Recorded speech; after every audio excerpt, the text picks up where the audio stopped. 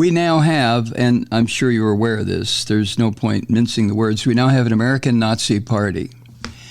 We had one back in the 30s that was celebrated by a large number of American industrialists and capitalists and prominent figures like Henry Ford and Pierre DuPont and Charles Lindbergh and so on and so on and so on. We also had a German-American Bund back then, a partnership between the American Nazis and the German Nazis. Well, here we are again. Unbelievably, here we are again. The head of the American Nazi Party is Donald Trump. The Goebbels and the other top lieutenants of the American Nazi Party are shuffling themselves, sorting themselves out so that they will be easily recognizable. But I think it's time to stop mincing words here. Between this absolute crazy fucker Kanye West and this slobbering idiot that he pals around with, Nick Fuentes, I mean, is there any doubt in your mind where we are? And I think we need to acknowledge it. I truly do. I wish American news media, especially television, would stop referring to these people as something other than American Nazis. They're making it so clear. They celebrate the swastika. They align themselves with anti-Semitism, anti-LGBTQ, anti-immigrant. This is exactly the policies of Adolf Hitler 80 years ago, 90 years ago, exactly the same policies. And I think media in this country have got to call a spade, you might say, to label these fuckers for what they are. They are no more interested in this republic or this country or their claims to the Christian religion or any of that shit. They are Nazis. And they're the worst kind of Nazis. They're the ones who are very keen on the idea of executing people, death camps. You've heard them say it. Marjorie Taylor Greene, the rest of these scum bastards, they say it over and over and over again. And when called on their words, they say, oh, well, you didn't take me seriously, did you? Of course, I do take them seriously. But last night, this filthy pig Trump made it very clear exactly where he stands in this conflict between the American justice system and the mob that ransacked the Capitol to try to overthrow the government, the mob who tries to stop vote counting in the various states, the mob that has tried to get elected. They're using the electoral system one last time to see if they can do it. And Trump has made himself very clear and explicit. As Peter Baker in the New York Times says, he stands with the mob. Now, Peter Baker, and I'm sure no writer at the New York Times, Washington Post, any of the newspapers of record are going to label Trump for what he is, and this filth, the scum that hangs out with him, Nick Fuentes and Stuart Rhodes and Kanye West and the rest of these bastards. Tario, the Proud Boys, which is a street gang of punks. Nobody in mainstream media is going to call them what they are, so I will, okay? Now, last night, Trump sent a video statement. According to the New York Times, he sent a video statement of support to a fundraiser hosted by an American Nazi group calling itself the Patriot Freedom Project. Patriot Freedom Project. And this group is working on behalf of the families of the bums and the Nazis and the filth and the scum who attacked the Capitol on January 6, 2021. That's what this organization is all about. They're not about freedom. They are not patriots. They are the opposite of freedom and the opposite of patriot. But this is the age of newspeak. This is the age of Orwell's 1984. We are here. But in his video statement, the head of the American Nazi Party said, quote, "People have been treated unconstitutionally, in my opinion, and very, very unfairly, and we're going to get to the bottom of it. This country is going communist," end quote. This is exactly the words of Adolf Hitler. Now, Trump is too fucking ignorant and stupid in terms of history to understand that the precedent for his words are what they are. He is an admirer of Hitler. He celebrates Hitler. He worships Hitler.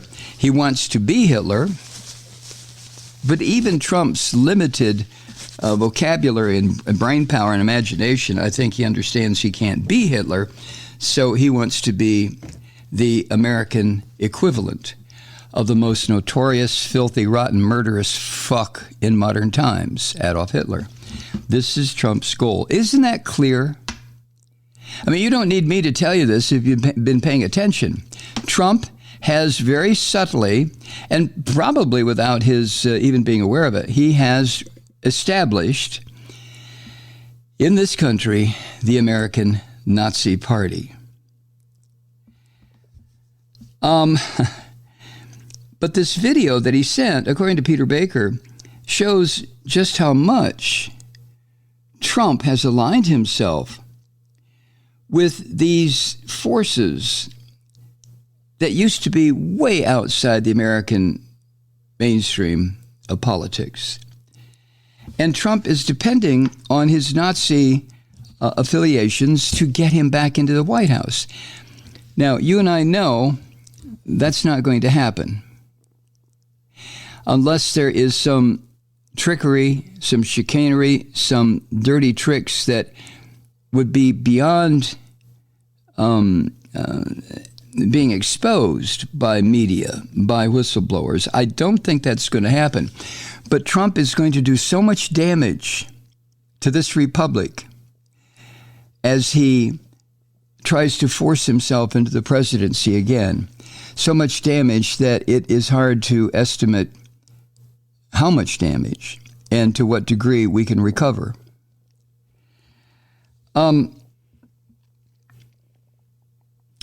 Now, the Justice Department, of course, has him in their sights. They're going to get this fucker, as well as some of his violent, scum-sucking associates. But Trump's screaming and screeching and the statements he's been making, if it doesn't sound like the type of words without the rhetorical flourishes that Hitler and Mussolini would involve themselves in, but it sounds like the Nazis that arose on this planet in the 19-teens and 20s and 30s.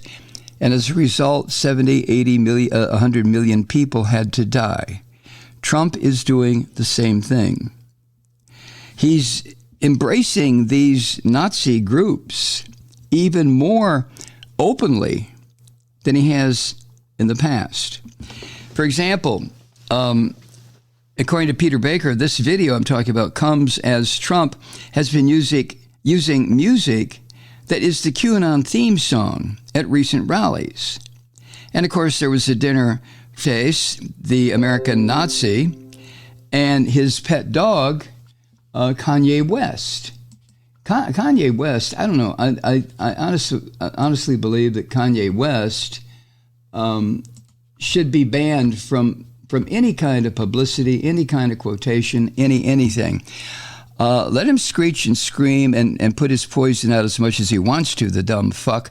But I don't think he should be quoted. I don't think he should be given a platform. What did I hear this morning? That the South African fascist has removed him from Twitter once again. Right? Oh my God, these people. It's endless, isn't it? And Trump's little audio tape that he sent to this group of American Nazis, it comes just 2 days after the conviction of the punk fucker Stuart Rhodes, the leader of the Oath Keepers militia, which is very comparable to the brown shirts back in the 1920s and early 30s in Germany. So all of this taken together places the orange vomit as the spiritual, if I can prostitute that term, the spiritual leader of this seditious conspiracy to turn this country into a Nazified, degenerate, quasi-Christian dictatorship, the same way Hitler wanted to. Absolutely the same. And it should be noted, as Peter Baker points out, that Trump's acceptance, well, it's not acceptance, it's his courtship of the American Nazis, comes as what is still called the Republican establishment is blaming him for the Republican Party's failure to generate the red wave that was supposed to roll across this country last month. These Republican scum, like the turtle, Senator Mitch McConnell, who is the party leader in the Senate, of course, they're arguing that Trump's promotion of candidates based on how much they would worship him or his claim about the 2020 election being stolen from him, that the fact that these were vanity candidates that this Nazi Donald Trump picked, well, Mitch McConnell is saying, well, that's the reason we lost. No, asshole. Well, asshole, that may be part of the reason you lost, but maybe it's because America is getting sick of your soft fascism, Mr. McConnell. And now we have Donald Trump's ardent, upfront, in your goddamn face Nazism. So where does that leave you, Mitch McConnell? You enabling son of a bitch, you and your ilk cut the path for this American Nazi to come into power. Peter Baker mentions that his former dinner guests last week fanned the flames with these comments that they made on Thursday last night. I'm talking about Kanye West, that little fucker, and Nick Fuentes, that little insane asshole. The two of them got together with the third man in the triumvirate of hate and Nazism in this country. That would be this sick son of a bitch, Alex Jones. And they all got together on Alex Jones's program last night, apparently. I don't watch that kind of shit. I don't think you do either. But Kanye West, the dumb fuck who now goes by the name of, I'm not even going to say it, fuck you, your name is Kanye West. He said, quote, I like Hitler. Hitler has a lot of redeeming qualities. We got to stop dissing the Nazis all the time. Oh, and by the way, the Holocaust never happened. Now, that's what this monster, Kanye West, this arrogant fuck Kanye West, said on Alex Jones' program last night. And sitting at the other end of the sewer, it looked like one of those three-holers that used to be on your grandparents' or your great-grandparents' farm, right? Sitting down there was Nick Fuentes. And Fuentes, being a dumb shit that he is, a giggly little bitch who couldn't find his ass with both hands, Fuentes was voicing his support for Vladimir Putin, calling himself, quote, very pro-Putin, very pro-Russia. And the little jerkwad Kanye piped up, I am also. So the problem here is that these dumb son of a bitches, Trump included, they don't understand, apparently, the difference between Putin and Hitler. There is a difference, but not much. Maybe they're right in their insanity that Putin, I've said before, Putin is nothing but a fucking fascist. But for these people to sit there and talk about how much they like a war criminal like Vladimir Putin, a mass killer like Adolf Hitler, and still claim that they are part of a religion that was instrumental in butchering God knows how many millions of Africans for these two, one white, one black, to sit there on Alex Jones's program and talk about how they love Hitler and they love Putin is, I don't know, it's a masterclass in madness, I guess. I'd like to know what happened to Kanye West. His fucking brain has been turned into some kind of a Nazi stew.